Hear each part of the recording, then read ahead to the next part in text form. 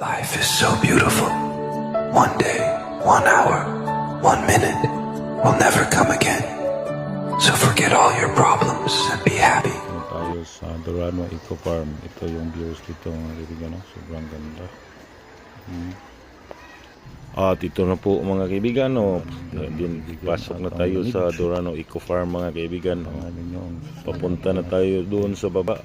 Oh, ang haba pala ng daanan dito. Oh, pilang step kaya to papuntang baba.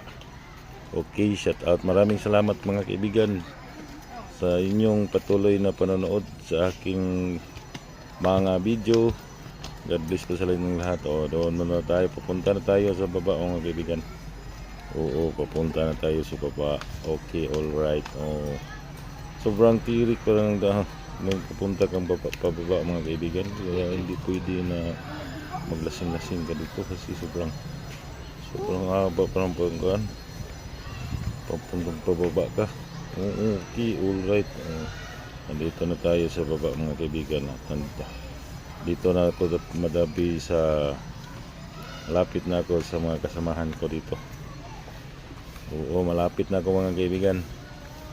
Malapit na tayo makarating sa ating pupuntahan. Okay, alright. Sobrang ganda pala ng dito mga kaibigan. Hindi siya mainit kasi maraming punong kahoy. Oo, maraming punong kahoy talaga mga kaibigan. Oh. At ang ganda pa ng mga kahoy dito. Oo, tingnan nyo lang. Oh. Papunta na tayo sa baba. Oh, nandyan na, malapit na ata ako. Oo, tingnan nyo. Tingnan nyo lang mga kaibigan, di ba? Sobrang ganda ata talaga dito. Sobrang ganda. Okay pa sa alright mga kaibigan. Nakarating na tayo, malapit na. Konting tiis na lang. Ang oras ngayon mga kaibigan is 12 PM ng tanghali. Nandito na mga kaibigan, nakarating ako. At ito yung mga pagkain dito mga kaibigan. Pagkain namin dito. Yeah, super yummy. Mayroong bami.